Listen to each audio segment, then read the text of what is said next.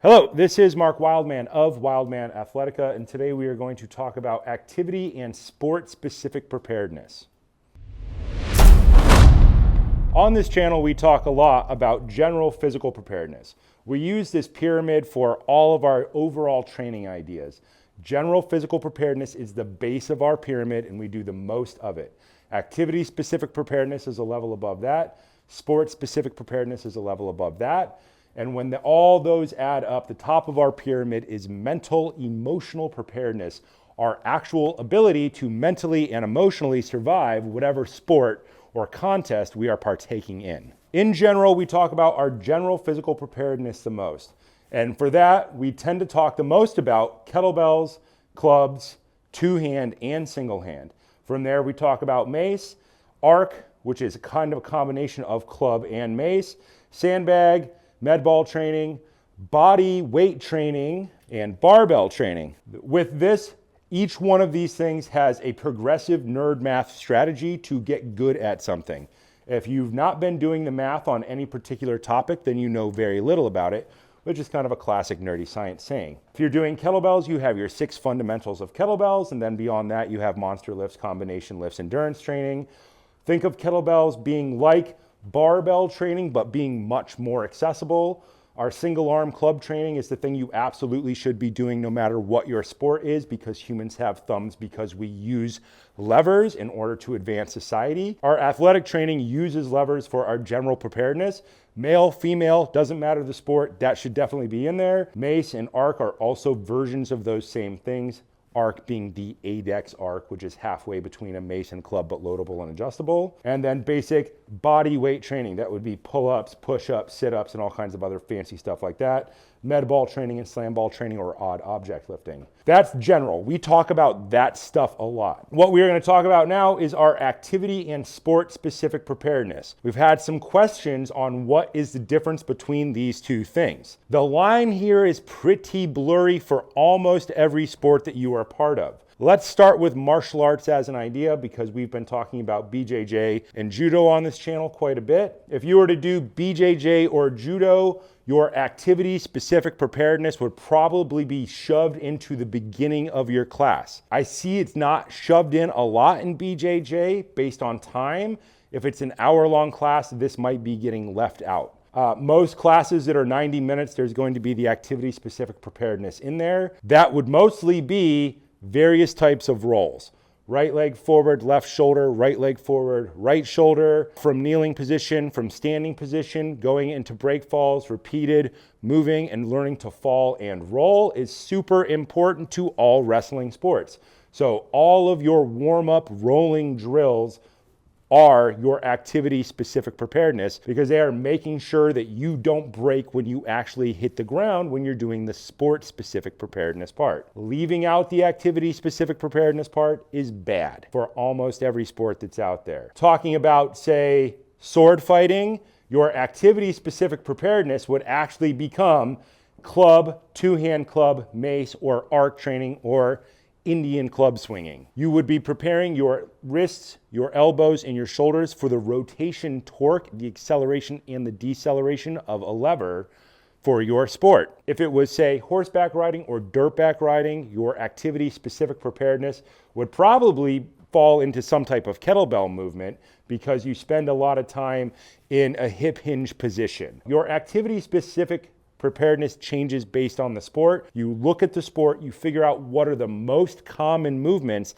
and you figure out how to create breakout drills to make you better at those individual pieces of the sport, so the sport itself doesn't kill you. The sport stuff is the technique part of it for the most part. In Judo, it would be doing the actual entrance and throwing drills, and then there's two halves of that for Judo. It is both the act of entering for the thrower and the act of being thrown for the uke. If you throw somebody who has not done a lot of activity-specific preparedness, they tend to break. That's kind of the point of Judo, is that the guy that you're training with in class can survive the fall, but the guy on the street doesn't survive it because he doesn't do it right, and he comes down on his shoulder and he loses his will to fight rather quickly from not having the activity-specific preparedness. If we're talking about horseback riding, your sport-specific preparedness is based on eventing, which events you're doing. It could be dressage levels 1 through 4. It could be your cross country. It could be endurance riding. I like the endurance riding stuff because that's me. In dirt biking,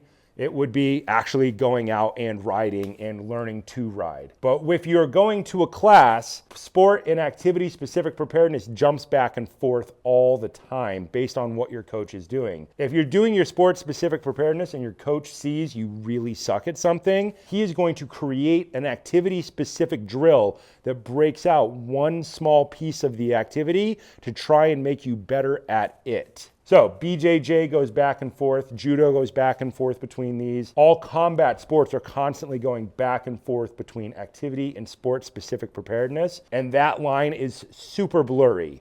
And most people aren't even aware that that line is there, but the really good coaches know that the line is there, or they know how to craft the activity-specific drill for the sport itself. And there's all different types of coaching philosophies and teaching philosophies.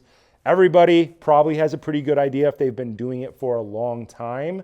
Whether or not they are using this language, they are probably doing this thing. So often, your activity-specific preparedness will be camouflaged as a warm-up in whatever you are studying. In body weight training, biomechanical exercise is the activity-specific drill. Think about the difference between biomechanical exercise and body weight exercise as being complexity. Most people never get beyond the body weight stuff, push-ups, pull-ups, and sit-ups. And that's why they tend not to move forward in their training a lot. Biomechanical exercise is something that's sport specific. It would be hip drops, if you watch our videos on hip drops, or various types of get-ups, Krav Maga get-ups, Judo get-ups, all of those other things.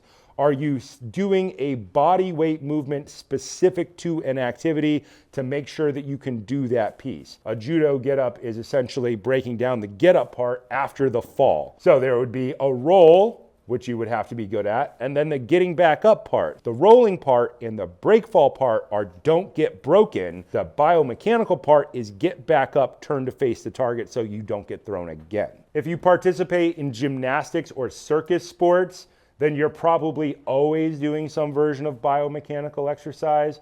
All of your handstand prep drills, your rope climbing drills, all of that is probably activity specific. Absolutely everything in this general physical preparedness category can be slid over into the activity specific category based on your coach's understanding of the material. That all is meant to make your sport training more survivable and better. We build on the foundation, the most general physical preparedness, more activity specific preparedness. Then we focus on that technique stuff, which you are now athletically prepared for.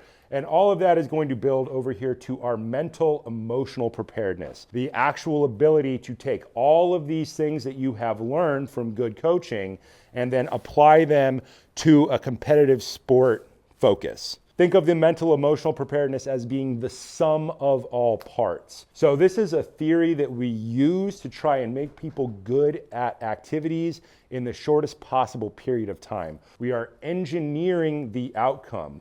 If we have a final goal, a competition, we need to work on our sport technique, then we have to do everything that supports it. Then we have to make sure that we are strong enough and endurant enough and we learn how to breathe to actually do everything else. This method works for everything. This method could even work for math if you wanted to apply it to something academic. We're going to keep talking about this a lot because it is very important to people getting good at what they want to get good at, no matter what they want to get good at is. I think I said that right.